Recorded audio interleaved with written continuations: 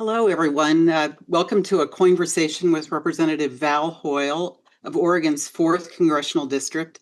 We would ask that everyone remain muted throughout our discussion and put any questions you have for the Congresswoman in the chat, and we'll try to get to as many as time permits.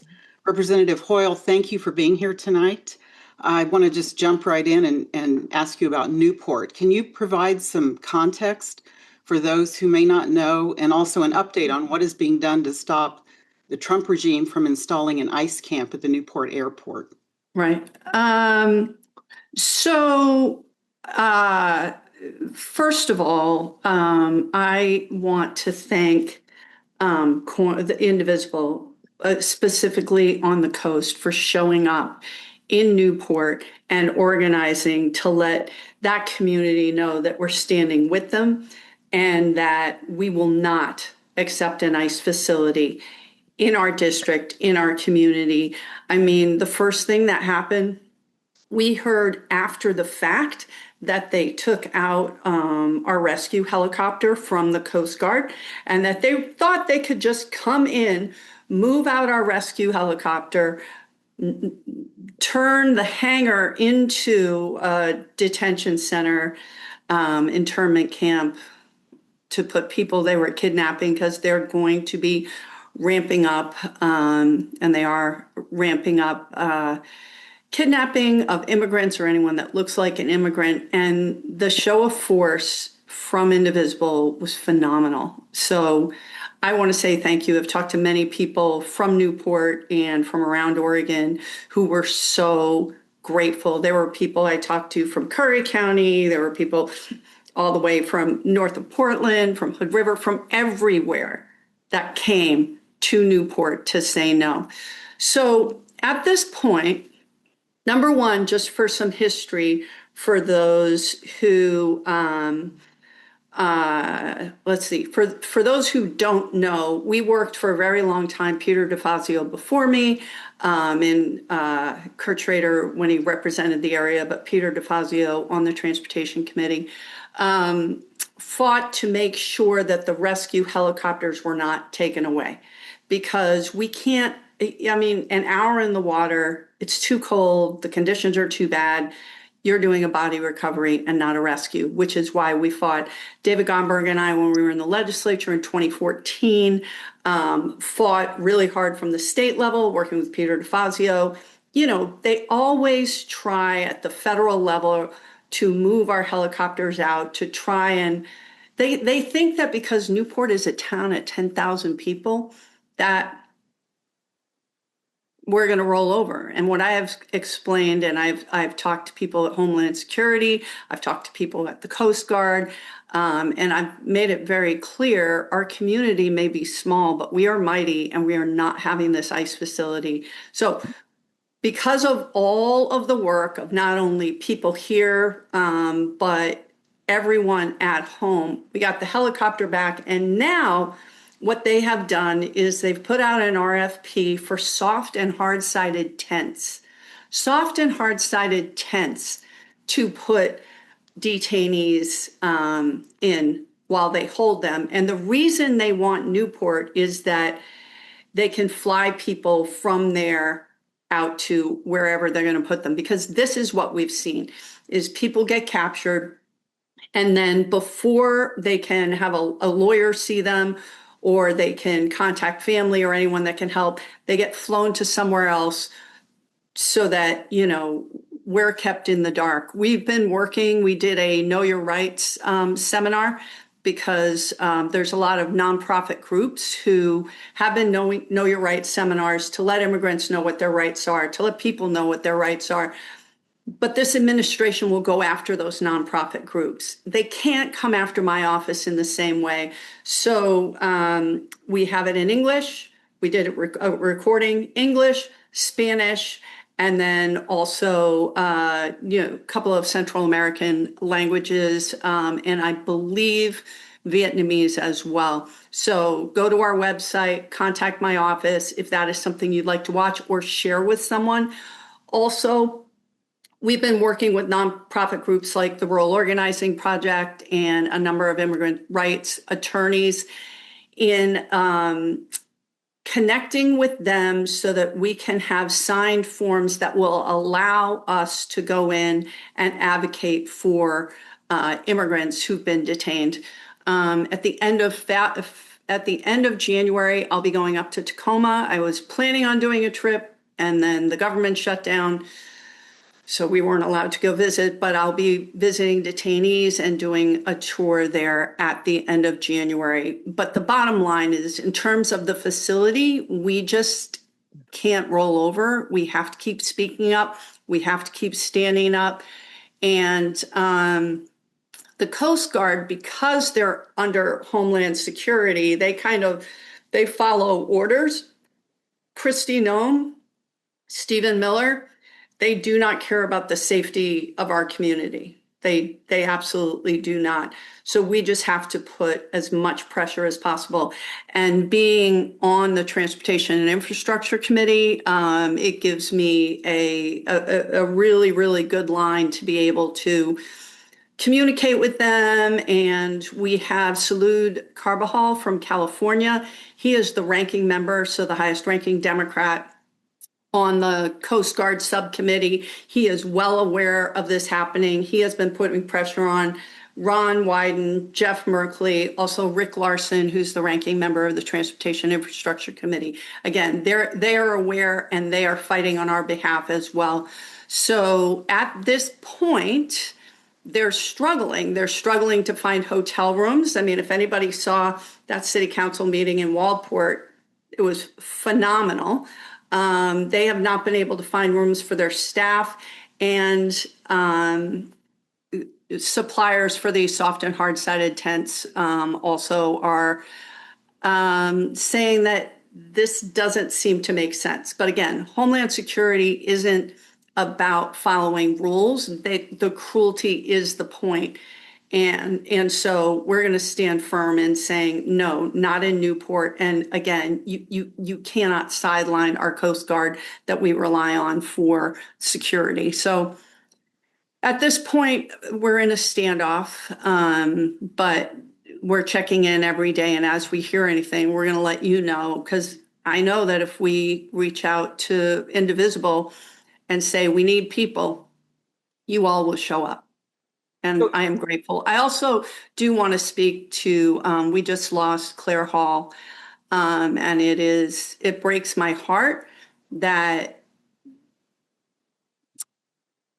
she had to deal with a recall that was based on transphobia and hate. She's she was a very good friend, and it is a tragic loss, and I, try not to get angry about the way she was treated, but she stood up and was such a passionate voice for Lincoln County, and for living as her true, authentic self. She mentored and helped a lot of people. I counted her as a good friend, as I'm sure many of you did, and she certainly is a great loss. But what I will say is, we need to make sure that in every election, from the school board on up and in this county commission election, that we do not allow Lincoln County to be represented by anybody that is going to support this facility. That, because MAGA will try and come in. They will try and take this seat. It is why they were trying to recall Claire Hall. So we can't let that happen, and we're going to have to work really, really hard in this next election cycle. And I certainly will participate and help any way I can. At this point, people who are being kidnapped by ICE are not being held anywhere in any tents or anything at the Newport airport. They're being taken to the Tacoma facility. Right. So they're right now, they're being taken to Portland. They're being brought into Eugene to short-term stay facilities and then taken up to Tacoma. Okay. And then flown out to Texas or Florida or, wherever. But it's kind of like whack-a-mole. They move people around so that we're not able to get a hold of them, so that their families can't get a hold of them. We had someone in Eugene who was abducted And it took 4 days for us to track him down. He was a diabetic. He is a diabetic, and he needed access to medication. And it took us 4 days to be able to follow up and get the contact and advocate for him. So he's still, to our knowledge, is in Tacoma, and we'll be going to visit him. What I would say is, if you know someone who is abducted by ICE, contact our office so that we can work to find out information, to advocate for them, to make sure that we get them access to legal representation. And time is of the essence when these things happen. So contact us right away. We've been doing a lot of this work. Are you aware of any plans or rumored plans to locate an ICE camp anywhere else in Oregon? Not that I'm aware of. They really wanted somewhere on the coast. They wanted someplace close enough to the Portland metro area, and they wanted a place that had, basically had access to an airport where they could have planes come and go. So Newport seemed like a great location, but not so much because, again, small town of 10,000 people, but we're not going to roll over. And again, the indivisible community and so many Oregonians showed up, but we just have to make it as hard for them as possible.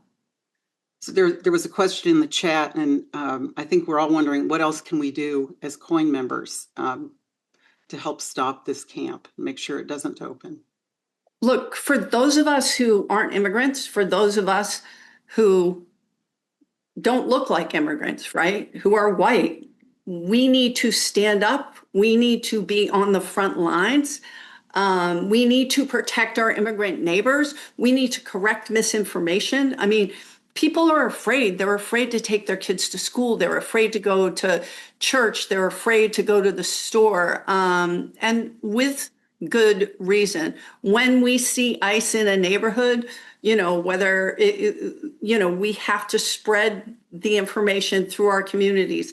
Sometimes that's Reddit. Sometimes that's throughout our immigrant community network. We have to let people know when we see ICE so that they can protect themselves.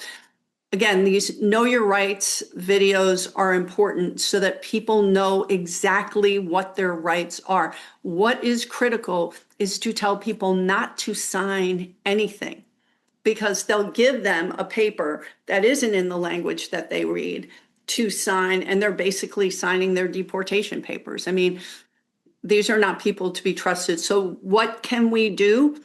Stay in contact with nonprofits and our immigrant communities. There's some great work that's happening, but right now we have to take the forefront. This is that time, because it's not going to stop with immigrants. It's not going to stop with attacks on trans people. It's next will be those who advocate against this administration, and we fully expect that we're going to see more aggressive behavior as we come up to the next election cycle. So we have to fight to make sure that we have the next election and that we elect a Democratic majority so that we can actually have some checks on this administration, because my Republican colleagues, by and large, have been unwilling to utilize the power that the Constitution gives Congress to be a check and a balance on the executive branch. On that note, and this seems to be really the key that we see in other countries even more so, is what can all of us do, including members of Congress, to get more Americans out in the streets, not just indivisible, but more people, a huge showing to protest this regime. So I live in a rural community. I live in a community that doesn't, by and large, very few of my neighbors vote the way I do. And we've outsourced, and I've said this before, we've outsourced our social connections to social media. And there's a lot of misinformation. There's a lot of disinformation. There are bots that their intent is to keep us outraged. Their intent is to spread misinformation so that, we don't trust each other. So actually having conversations with people who maybe don't think the same way you do, right? Giving a little bit of grace, which does not mean accepting unacceptable behavior, accepting racist behavior. I have to say today, it's a bit late. It's 10:20 out here. We had a vigil on the Capitol steps for January 6th. And today, a number of the insurrectionists that Donald Trump pardoned who tried to murder police officers, members of Congress, the vice president, who were put in jail for treason, were here today to try and intimidate us, right? And so they want to make us afraid to stand up, afraid to talk to our neighbors, afraid to go out. I know so many people that have said, I've just checked out of politics. I can't deal with it because every day is some new fresh hell. So I'm just like watching, whatever, Netflix. We can't do that, no matter how much it would be comfortable to do that. And that's why groups like COIN are so important, because our activism has to start at the local level, because you feel powerless. Hell, I'm here and I'm like, what the hell do I do? We just invaded Venezuela and we have the president talking about using military force to take Greenland. That's where we are right now. So it's easy to feel overwhelmed, but we have to keep using our voice, and it starts right at the local level. So the work that you're doing could not be more important. Thank you. On the topic of Venezuela, can you share with us your understanding of what's happening now on the ground? So what a mess. First of all, I'll take a step back and say, when I talk about disinformation and misinformation, if you look at what Republicans are seeing, right, and understand that a lot of people that voted for Donald Trump because they were like, we should not be involved in foreign wars, right? We shouldn't be putting American troops on the ground in foreign wars like Afghanistan, like Iraq, right? And now here we are in Venezuela, right, threatening to go into Colombia and Mexico and Greenland, right?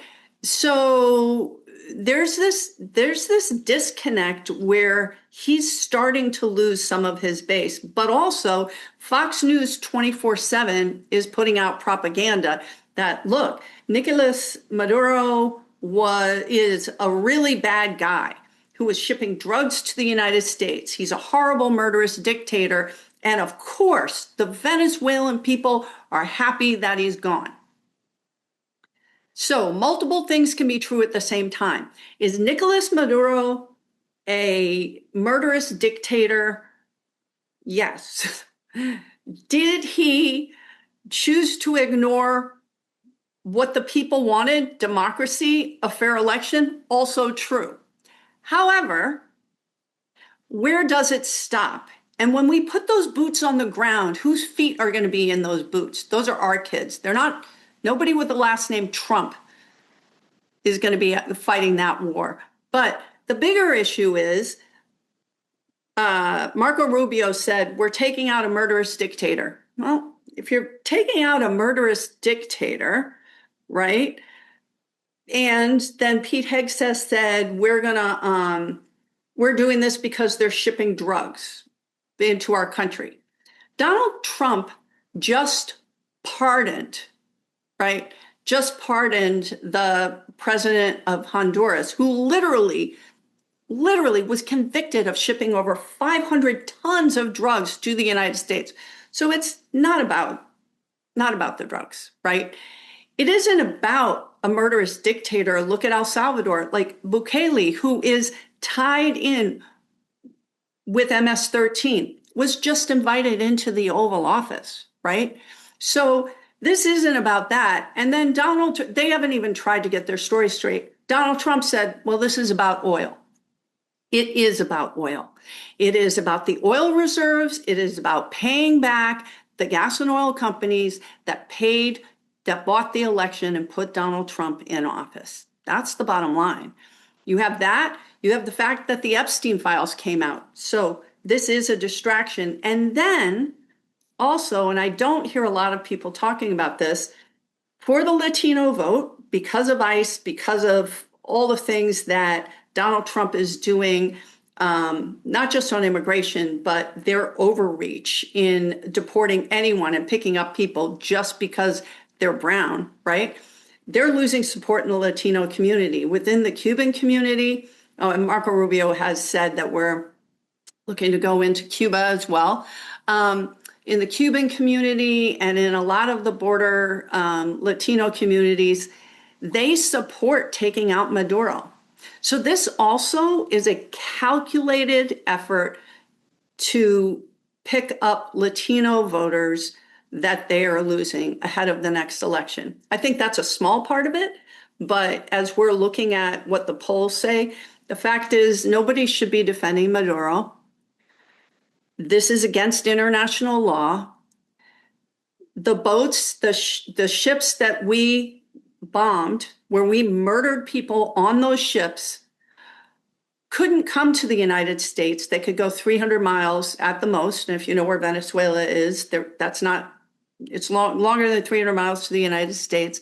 So at the end of the day, this is about taking control of any country that dares to, number one, have gas, have oil, have other minerals that we want, that is not willing to give Donald Trump everything that he wants when he wants it, and to expand, just in an imperialistic way, our control over all these other countries. Now, if this was about democracy, then the actually duly elected president of Venezuela would be put in office. The woman who won the Nobel Peace Prize, who then today was like, no, I'd totally give that to Donald Trump, because that's where we are right now, is Donald Trump wanted the Nobel Peace Prize. Right now, you have Maduro's vice president, who is from the same party, who doesn't have any difference in how she feels that the country should be run, that is in charge. And then, of course, we're running Venezuela. Brian Fitzpatrick, who's from Pennsylvania, a Republican, said, I don't know why we're in Venezuela saying we're going to run that country. We can't even run our own country. We should be spending our time here. When we just took away, childcare subsidies, we've got massive increase in healthcare costs because of the ACA. We've got rising prices everywhere. And the fact is, we've decided we're going to go run Venezuela, potentially Cuba, potentially Colombia, potentially Mexico, Greenland. That's insane. But we are starting to see people break. I never thought I would give credit to Marjorie Taylor Greene, but she was brave in that she stood up and said, I'm out. Now, she did that because she saw the polls as well as everyone else, right? So she jumped ship. And now other Republicans are starting to find their voice. I'm hoping that there's enough that will allow us to actually pass something like the War Powers Resolution. We voted on a War Powers Resolution saying that Congress is the only one to declare war. We voted on that before we left for this last break, where Representative Ilhan Omar has another War Powers Resolution. Hopefully we can get the votes to pass that, and we'll try and get the signatures and the votes on that tomorrow. And if not, we're just going to keep working to do whatever we can to take back control of declaring war to Congress. And I'm just hopeful that somehow my Republican colleagues will find a backbone. And that's why the 2026 election matters so very much. That seems to be the key, is we have to win the elections in November. We have to. How do you see these elections? Do you think we can have fair and free elections here? I was really concerned. It was my biggest worry, but after seeing what happened in Georgia, seeing what happened in New Jersey, seeing what happened in Virginia, seeing what happened in New York, right? Where progressives are winning, Democrats are winning overwhelmingly. So we're going to have to win by a lot more because they will do anything they can to subvert our elections. This week, we've just taken over Venezuela. The president is talking about taking over Greenland. The Epstein files that have been released show that horrific things happen to children, that our president was involved in raping children. And yet, you know what we're voting on this week? Tomorrow, I think the Shower Act, saying that your shower can have more water going through it. No lie. And then they're going to do some other voter suppression bill. And before we left, they did an anti-trans bill. There's some other bills rolling back environmental protections. But, fundamentally, all this is happening. And what does Mike Johnson think we should be doing? Voting to have more water coming out of our showers.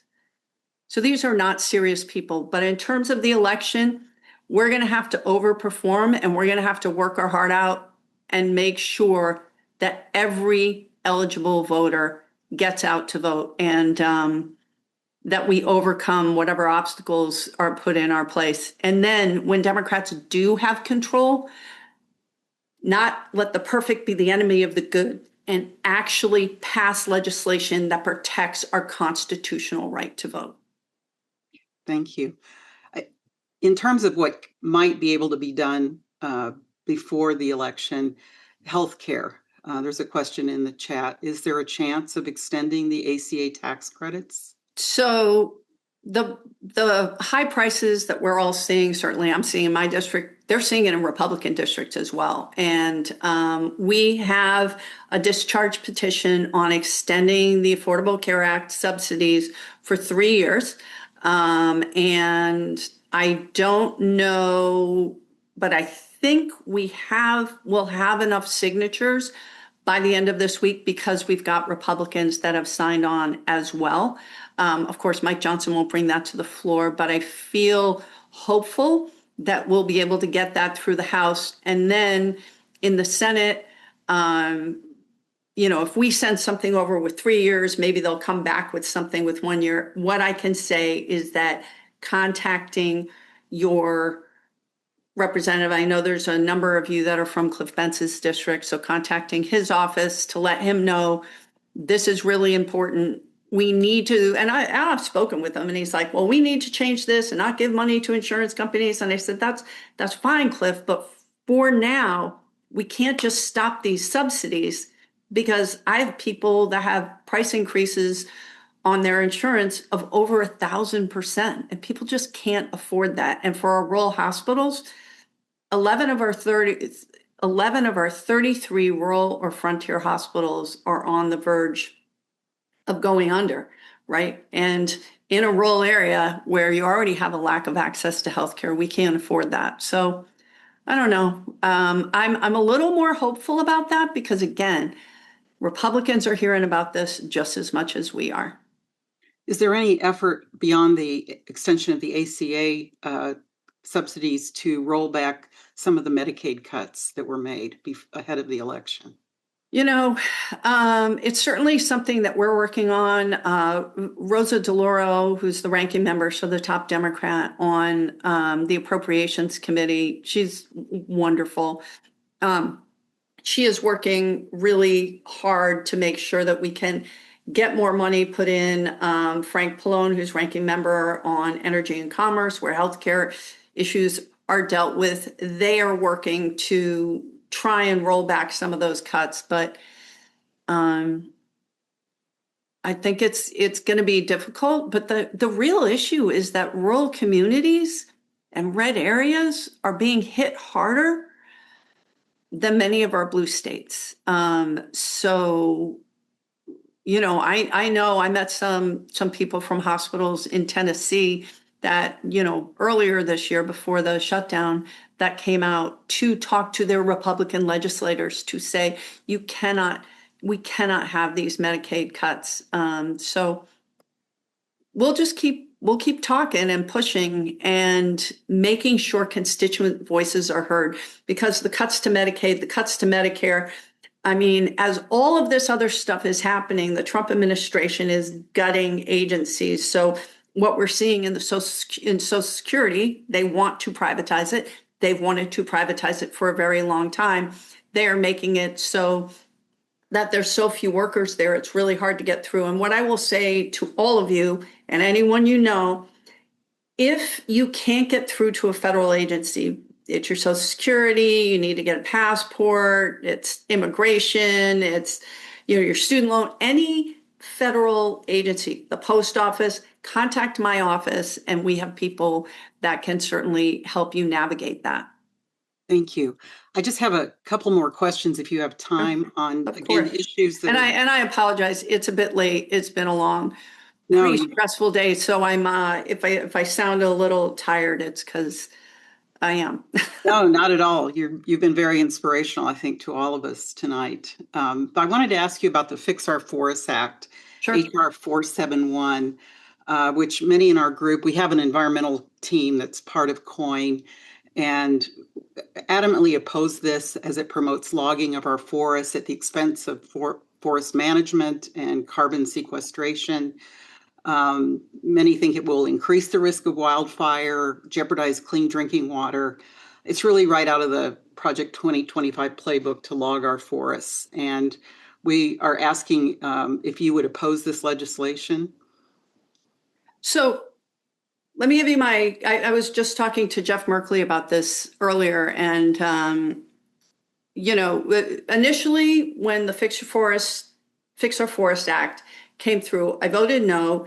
And part of that was because there was nothing included for increasing pay for wildland firefighters, right? And the second time it went through, it was going to pass. And I was able to work to get a number of provisions in, specifically on tribal co-management of public lands. That is my number one priority in order to preserve our public lands, in order to make sure that Trump administration and Republicans in Congress do not sell off our public lands by saying, look, you can't manage them, they're burning, we're going to sell them to timber companies. We can work with our tribes on natural resource management. So I was able to get language in that bill for that. Right now it's in the Senate. It is, and this is what Jeff Merkley and I were talking about, is how do we pull out the provisions that are beneficial while not allowing the provisions that would prevent communities from using the courts to stop timber harvest that leave our water, affect our riparian zones, or that make, our areas less fire safe.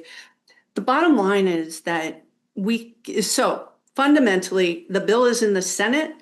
I'm not sure that it's going to move. It is 176 pages of bloated, a whole bunch of stuff. So I don't believe that it's moving anytime soon. What I will be doing is working with Jeff Merkley on the provisions in that bill that we think are important, and specifically on the tribal co-management down to one piece. chat now. Sorry? That was good though. That guy. Oh, Sorry, I don't know. no, I don't know. Please mute yourselves, everybody. Please. Right. So we'll be working on the tribal co-management piece on Thursday. I'm the ranking member on the Water, Wildlife, and Fisheries Subcommittee. And because Harriet Hageman, you may remember, she took out Liz Cheney because Liz Cheney wasn't sufficiently conservative or Trumpy enough. Liz Cheney dared to say that there was an insurrection, right? Dared to take on Donald Trump. So Harriet Hageman ran against her and is now running for Senate. She is the chair of the Water, Wildlife, and Fisheries Subcommittee. I am the ranking member. We'll be having a committee hearing on Fix-Your Forest Act and water. We've invited a Democratic witness from a Denver water nonprofit that will actually speak to the key questions around protecting water and riparian zones within the Fix-Your Forest Act. Why are we having a committee hearing on FOFA and water? Because the chair of the Natural Resources Committee, Bruce Westerman, FOFA is his baby, and they want to try and keep talking about this and push the Senate to move FOFA back. I don't know if that's happened. What I can say is you should watch the committee hearing on Thursday. And if there are specific questions that you have, you can read the testimony. Please get them into our office so that we can make sure that they get asked. So I don't know what's coming back, but what I am doing is, number one, we cannot continue down the path that we're going down, where we have this timber wars mentality, because climate is changing, things are drier, fire is more dangerous, and doesn't mean we should be clear cutting everything. We are where we are because of 115 years of poor forest management, where we clear cut things and then we didn't manage for conservation. So working with tribes, working with environmentalists, working with people who understand fire and forestry, we have to come up with our own Oregon plan. And that was the other thing I was talking to Jeff Merkley about. We want to work with the governor on the roadless rule. There was a bill to preserve the roadless rule, which of course the Trump administration wants to completely eliminate. We keep going back and forth with administration. So this bill on the roadless rule has never passed. And if people don't know what this is, it basically says that there are areas that are protected that, you shouldn't log, you shouldn't have roads, you shouldn't go in, and that's important. And this bill has never passed, so it's more of a messaging bill, but we have to do something, because we can't just keep going back and forth, because once you take out these pristine areas and this old growth, you're never going to get it back. So we want to work with the governor and the legislature to set up a process so that we can control Oregon's areas that we want to conserve and that we want to keep pristine and roadless.